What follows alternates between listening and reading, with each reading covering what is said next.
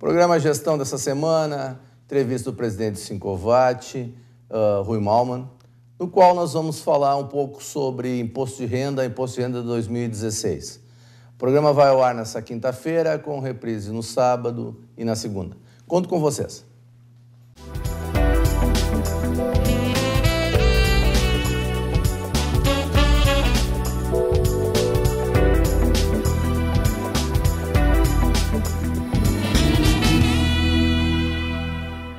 Boa noite. O programa Gestão dessa semana traz o presidente do Sincovat, o Sindicato dos Contadores aqui do Vale do Taquari, o Rui Malman, para falar um pouquinho sobre imposto de renda, já que nós estamos no período agora, no começo do ano, que esse tema é emergente, principalmente para as pessoas empresários, pessoas profissionais liberais, que têm toda essa situação de fazer a sua declaração e principalmente a sua comprovação. Boa noite, Rui. Tudo bem? Boa noite, Gerson. Tudo bem? Prazer estar de volta nesse espaço aí. Nós é que agradecemos a sua presença. Rui, antes de falar um pouco sobre imposto de renda, a gente podia falar um pouquinho sobre o Sincovat, Agora você é presidente e tem todo um desafio novo pela frente. Vamos falar um pouquinho do Sincovat, para a gente entender como é que está hoje e a importância do Sincovat aqui para o Vale? Tudo bem, Gerson. Até como sendo uma característica do Sincovat, sempre a renovação das lideranças, Então, a gente começou a fazer parte das diretorias já faz algum tempo, E tu vai galgando postos dentro do Sincovat, Até no momento de tu ser o coordenador do nosso maior evento, que é o seminário, E em seguida a gente assume a presidência por um período de 2 anos, Realmente é desafiador o cargo, Mas ao mesmo tempo é gratificante, porque a gente tem um pessoal, pessoas qualificadas, profissionais competentes, E que não te deixam sozinho em momento algum. Então, isso se torna gratificante ser presidente de uma categoria como os contadores, principalmente na região do Alto Taquari. A importância do contador na questão do imposto de renda. A gente sabe que num país como o nosso, que a burocracia e principalmente as leis incidem muito nas questões tributárias e tudo mais, o contador é uma peça fundamental para as organizações. Mas e para a pessoa física? Onde entra o contador na questão do imposto de renda? O contador é muito importante nesses casos aí, Gerson, não só para as pessoas jurídicas, que são a maior parte dos nossos clientes, mas também as pessoas físicas, que normalmente a pessoa física não tem o acesso à informação como um dirigente de uma empresa tem, já que tem um contato mais seguido com o contador, Então, pessoas físicas que têm muitas vezes com mais de uma fonte de renda, como aposentados, Muitas vezes nem sabem que são obrigados a fazer a declaração de imposto de renda, Então, essas pessoas necessariamente devem procurar um profissional da área contábil. Nós, a contabilidade, a gente está diariamente em volta da legislação, porque todo dia há mudanças, Então, a gente está por dentro das alterações que acontecem. Então, é de vital importância para que os contribuintes, pessoas físicas, procurem um profissional da área contábil. Aí entra aquela coisa, quem declara, qual é que são as principais características para a pessoa ter que declarar? Tem um valor mínimo e, a partir disso, uma série de critérios, Exatamente. Quem está obrigado a declarar? Não vou falar assim exatamente nos centavos, Gerson? Mas quem recebeu ano passado até 28.300 e alguns reais aí, que recebeu acima desse valor, ou que tenha recebido mais de 40 mil de rendimento isento, ou então teve... Desculpe, o que é 40 mil de rendimento isento? Explica um pouquinho mais, porque de repente as pessoas não têm clareza quanto a isso. Rendimento de poupança, indenizações trabalhistas, isso tudo é rendimento isento.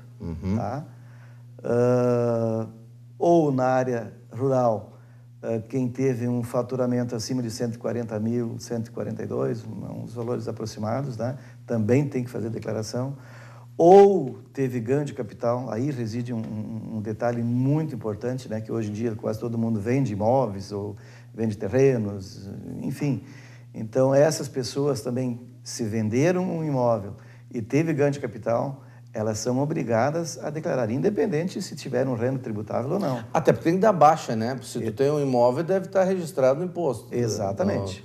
Na questão do imposto de renda. E se você vendeu, você tem que dar baixa, tem que ver essa diferença. Exatamente. Né? E um detalhe muito importante, Gerson, o imposto devido no ganho de capital, tá, não se paga na declaração de ajuste.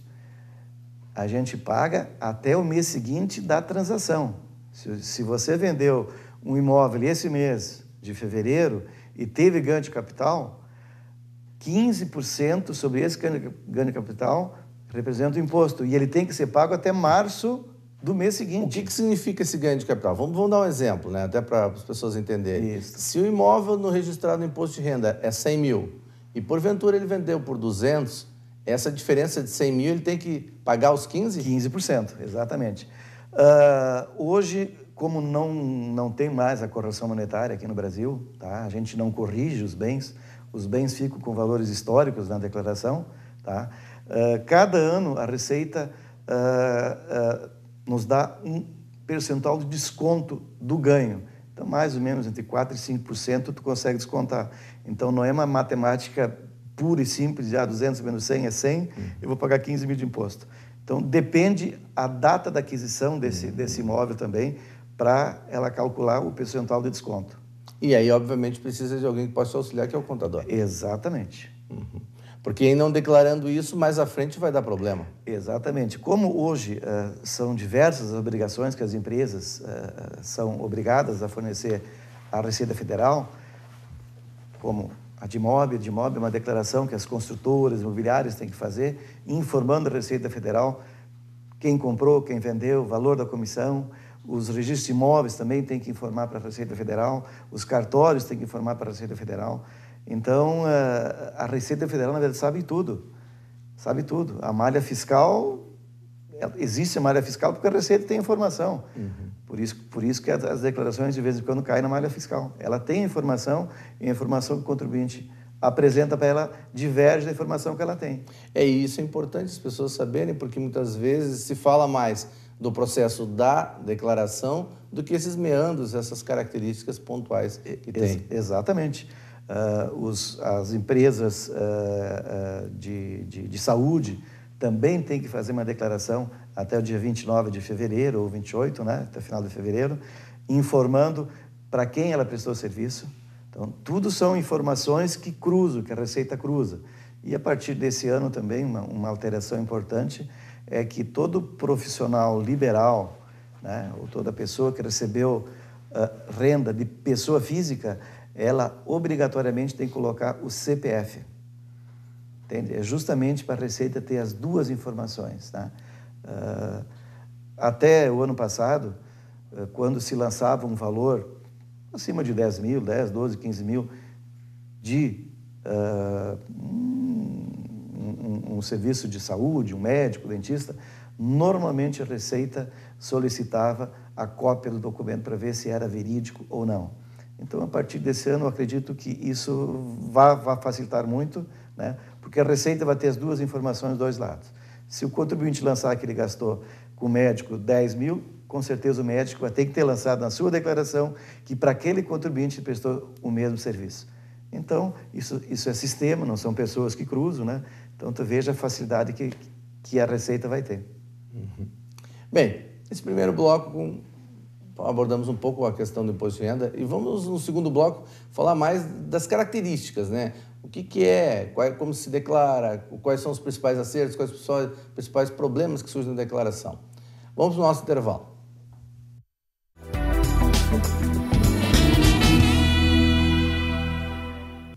Bem, de volta ao nosso programa Gestão dessa semana, entrevistando o presidente Sincovati, o Rui Malman, e falando sobre imposto de renda, características, como é que se declara, quais são os principais problemas ou quais os principais pontos que devem ser abordados.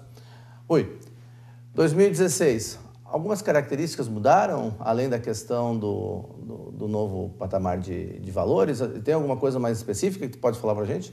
Basicamente, Gerson, são duas questões específicas que tiveram alguma alteração.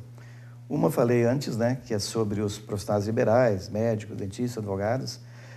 que recebem de pessoas físicas, obrigatoriamente vão ter que colocar o CPF do pagador. Tá? Isso até o ano passado não era necessário. Então, essa aí. E a outra é que se você lança um dependente até 14 anos de idade, obrigatoriamente tu tem que colocar o CPF também. Até o ano passado eram 16 anos. Então, a Receita passou agora isso para 14 anos. Teve algumas outras mudanças também no programa em si, mas acho que aqui não cabe nem a função de falar isso. Algumas facilidades que eles colocaram em termos de gravar a declaração e ver as pendências, e gravar tudo num toque só. Enquanto que ano passado tinha que fazer 3 processos, né? Então, agilizou um pouco mais isso aí. Me corrija se eu estiver errado, mas desde o ano passado é só via internet. Somente via internet. Não tem mais formulário em papel. Não existe mais formulário. Né? Na verdade, são 3 meios de entregar. Pelo programa da Receita, que ela disponibiliza, tu grava e envia pela internet. Ou online, tu vai dentro do site da Receita Federal, mediante uso do certificado digital da pessoa, mas aí tu pode ter somente uma fonte de renda e até 10 milhões de renda. Tem algumas variáveis ali que impedem. Ou então, via smartphone ou tablet, também tu consegue fazer a declaração. Mas a maior parte é pelo programa da Receita e envio pela internet. Ou seja, cada vez mais digitalizado. Né? Se a pessoa ou não tem acesso ou não sabe fazer, tem que cercar de alguém que possa auxiliar. Com certeza. E cada vez mais complexo, né? Tem cada vez mais detalhes, minúcias, que fazem com que a declaração não seja simplesmente um ato de você botar suas fontes de renda e despesas e ver o que vai dar. Tem detalhes aí que são, principalmente pessoas que transacionam, né? Negociam valores, elas têm que estar muito atentas a isso. Tem que estar muito atenta nisso aí. Até nesse sentido, Gerson, a gente disponibiliza, a gente tem como apoio para a declaração um validador, tá? Ou melhor, um analisador da sua declaração. Tá? Existe apenas um programa no Brasil que faz isso. Tá? Até o Sincovat tem uma parceria com a empresa que faz isso, estão associados ao Sincovat, né? Eles têm um valor diferenciado para aquisição, é só entrar em contato com a nossa secretaria, né? Então, é muito importante esse analisador, tá? Porque ele analisa os últimos 5 anos a declaração do contribuinte. Então, ele faz uma análise da variação patrimonial, e uma coisa muito importante, né? Faz análise do caixa, tá? É muito importante isso. Então, tu não precisa estar calculando na calculadora, né? Tu não tem o risco de daqui a pouco tu esquecer uma receita ou tu esquecer uma despesa que está lançada e tu envia a declaração e o caixa não está correto, né? Então, esse analisador, esse analista, né, que é o Analir, que se chama, ele faz esse trabalho, é uma ferramenta de apoio para a declaração, que só os escritórios têm acesso, entende? Até porque se torna inviável uma pessoa comprar, adquirir ele só para fazer uma declaração. Então, mais uma vez, a gente volta a ressaltar para que procurem um profissional da área contábil.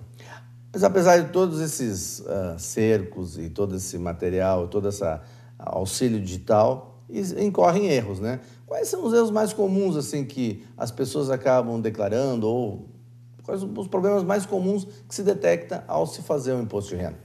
Por incrível que pareça, Gerson, como tu não consegue importar nada da declaração, pelo menos os dados de 2015, tu consegue importar os dados de 2014, mas 2015 tu tem que digitar. Tá? Então, às vezes, até nos centavos, a pessoa que está digitando pode trocar um 37 por um 73, entende? E como é sistema que analisa isso, não fecha. Ele não enxerga que somente está virado. Então, isso é um dos problemas mais comuns da malha fina? É comum isso, é comum acontecer isso. E também a falta de lançamento de uma fonte pagadora, de uma receita. Também é comum. Pessoas que têm mais fontes pagadoras, que prestam serviço para várias empresas, então acaba esquecendo de pegar o informe de rendimentos do ano anterior, então acabam esquecendo, não ficam muito ligados, né? Acabam esquecendo de lançar isso aí. Essa também é comum de cair na malha fina. E aí entra uma coisa que eu sempre observo, assim, né? Se discute muito. O pequeno pagador tem que estar cercado, mas o grande muitas vezes passa ao largo. O que acontece, afinal de contas, né, até por uma questão de conhecimento geral, talvez possa auxiliar, que, de repente, determinadas pessoas conseguem não ter todos os seus bens declarados ou algo assim, né? É um problema sério hoje em dia. A gente sabe disso, né? Até a questão da famosa Lava Jato aí tem demonstrado o quanto isso se questiona, né? A Receita Federal é um órgão poderosíssimo aqui no Brasil, mas de vez em quando falha. Também falha, né? Também falha. Quando a gente fala em malha fina, isso não quer dizer, Gerson, que todas as declarações que contêm erro são pegas pela malha fina. Nem todas. Feito por amostragem? É por amostragem. Mesmo em relação a bens, enquanto que a Receita não colocar campos específicos na declaração de bens, onde se coloca o CPF do comprador, o CPF do vendedor, o valor, é impossível a Receita cruzar essa informação, porque tem a descrição, então eu coloco a descrição de uma maneira, tu coloca de outra maneira, então, nesse caso, a Receita não consegue fazer o cruzamento na declaração de bens. Então, ela tem que cair na malha fina realmente por amostragem, daí ela vai lá pegar e ver o que está transcrito, né? E se bate isso com a informação que ela tem. Então, acontece várias situações em que pessoas informam despesas que na verdade não existem, né? Passa 1 ano, 2 anos, 3 anos, 4 anos, daqui a pouco no 5º ano, daí a Receita pega e analisa todas as declarações anteriores até 5 anos. Então, até o ano passado no escritório nós tivemos um caso específico nesse aí, até não foi essa pessoa que caiu no malha fina, foi o marido dela, né? Elas têm fontes, 2 fontes cada um, né? E são pessoas acima de 65 anos. Então, as fontes individualmente, cada uma, ela bate. Esse ano é 22 mil e alguns quebrados aí que pode abater. E se tu tem 2 fontes, as 2 fontes abatem os 22. Só que na declaração de ajuste, tu só pode bater 1 a 22. Então, tu vai ter imposto para pagar, né? E essa pessoa que nós fizemos da esposa, não caiu na malha fina. O marido caiu. Sempre ele colocava como rendimento isento. E não é isento, né? Então, ele teve que pagar 40 mil de imposto de renda, né? Porque a Receita pegou os últimos 5 anos. Então, tem que ter muito cuidado. O importante é fazer a coisa certa, não tentar inventar, né? Que se realmente tu tem imposto para pagar, é sinal que tu recebeu, né?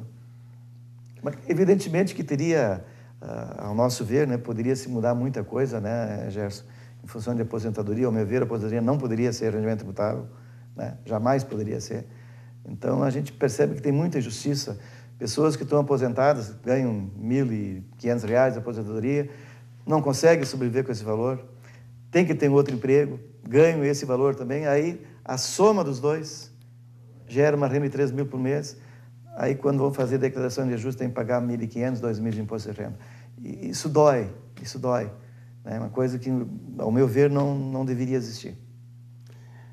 Bem, isso é uma questão bem complexa, né? Mas a gente sabe que no Brasil existem muitas questões que envolvem a justiça e a justiça tributária é um problema bastante sério.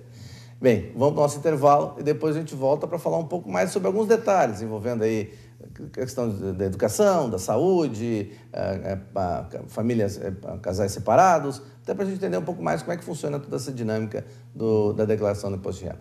Vamos para o nosso intervalo.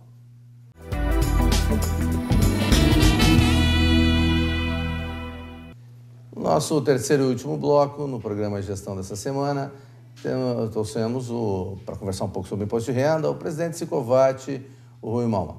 Rui, características específicas, né? Por exemplo, aquela questão da declaração simplificada, né? A declaração real, de você detalhar, né? O sistema, ele muitas vezes te dá essa alternativa, né? De um ou outro, e aí você acaba optando, normalmente as pessoas optam pelo que tem maior vantagem, né? Ou por pagar menos, ou por restituir mais, né?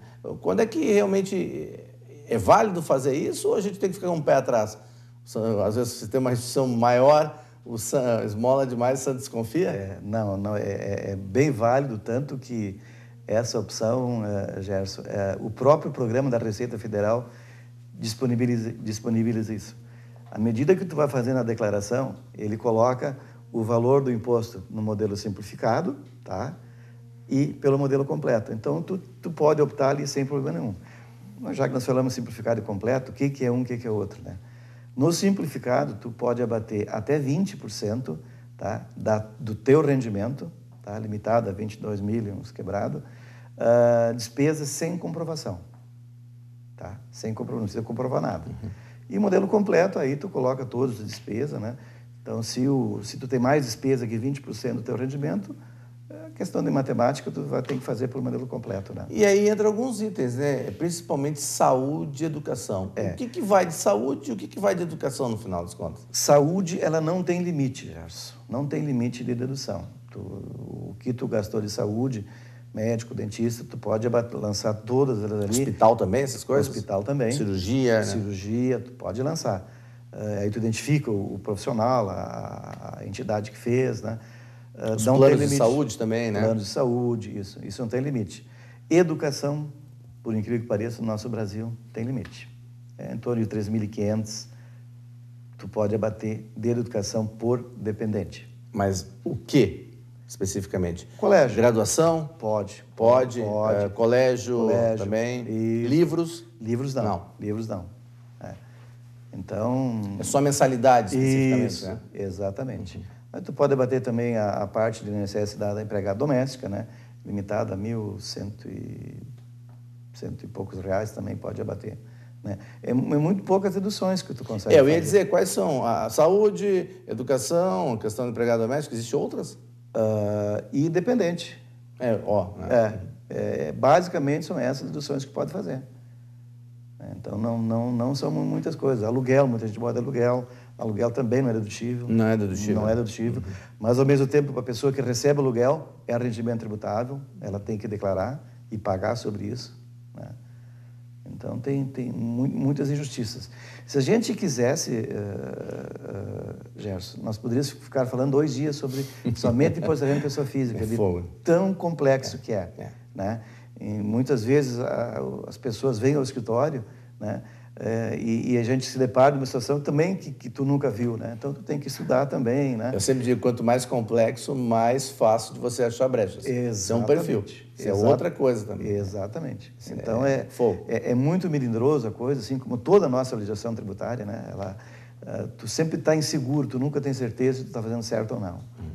Então, é bastante complicado. Outra característica que existe também são pessoas separadas, né? Hoje em dia, cada vez mais, pessoas que têm uma outra família, e aí tem ali pensão alimentícia e tudo mais. Isso. Também tem características diferenciadas aí. Até a pensão alimentícia também é dedutível totalmente, né?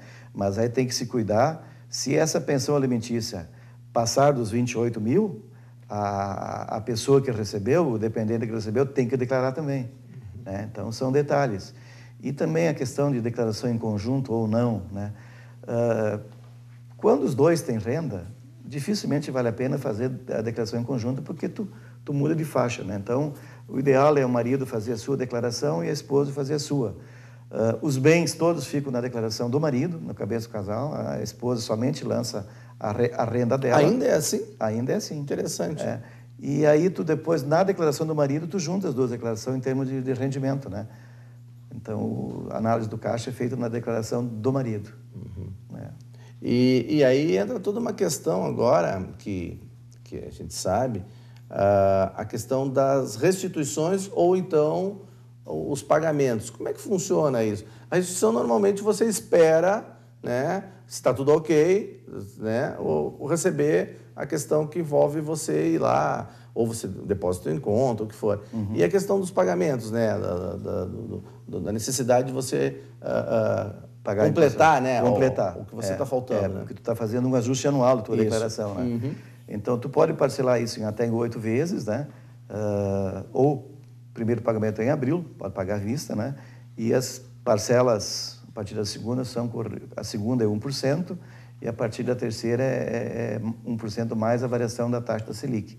Então, cada mês tu tem que corrigir a tua guia, se tu quer fazer em 8 parcelas. Né? E a restituição, à medida que quanto antes tu entrega, tu tem a possibilidade de receber antes a tua restituição. Não sei se na prática isso funciona ou não, mas a Receita sinaliza que a preferência são pelos aposentados. Não sei se isso na prática funciona, porque eu não sou aposentado, né? Não tem experiência própria? Não tem experiência própria, né? Mas quanto antes do entregares a declaração, a restituição vem antes. Isso realmente funciona, que muitos deixam para a última hora, e realmente a restituição vem na última hora também, normalmente vem no final do ano, né? Então é assim que funciona. Para a gente ir já encaminhando, muitas pessoas esquecem mesmo. Tu tem uma ideia de percentual isso, ou esquece ou não declaram? Isso ainda é muito grande, porque a gente sabe que no mínimo 1/3 deixa para os últimos 2, 3 dias, né? A gente sabe disso. Eu acho que esse índice, pelo menos na nossa região, que não é muito grande, Gerson. Mas tem pessoas que realmente, talvez eu não digo não que esqueçam, mas por ignorância, por não saberem da sua obrigação, acabam não fazendo. Então, amanhã depois, vão ao banco, querem abrir uma conta, então precisa de uma negativa da Receita, ela não sai, aí eles vão ver o que aconteceu. Não entregou a declaração de imposto de renda tal ano, né? Mas por que não era obrigado a fazer? Então, que a empresa tem obrigação agora, até o final do mês, de entregar para todos os seus funcionários o informe de rendimentos do ano passado. Tá? Então, se esse valor superou os 28 mil, ele vai ser obrigado a fazer. Né? Independente se vai dar imposto para pagar ou não. Sim, mas se ele recebeu acima daquele valor, ele é obrigado a fazer. É obrigatório. Isso é sistema, então é muito fácil você trancar isso aí. Bem, mas aproveitando, uma última palavrinha então, para a gente caminhar ao final do programa, né? Fazer um fecho. O que tu poderia colocar para nós? Como nós falamos no início, Gerson, eu acho muito importante para todos os contribuintes que são obrigados a fazer, ou pelo menos, então, que façam uma consulta se são ou não obrigados a fazer a sua declaração, que procurem um profissional da área contábil. A gente tem profissionais aqui na nossa região muito qualificados. Acho que qualquer escritório, ou mesmo um profissional que trabalha em outra empresa, coisa assim, está suficientemente qualificado para responder todas as suas dúvidas. Ok. Obrigado, Rui. Obrigado a todos os telespectadores. Agradecendo novamente a presença do presidente do Sincovat, Sindicato dos Contadores do Vale do Taquari, Rui Malman, e desejando a todos saúde e sucesso sempre e que tenham uma boa declaração do imposto de renda. Até o nosso próximo programa. Boa noite.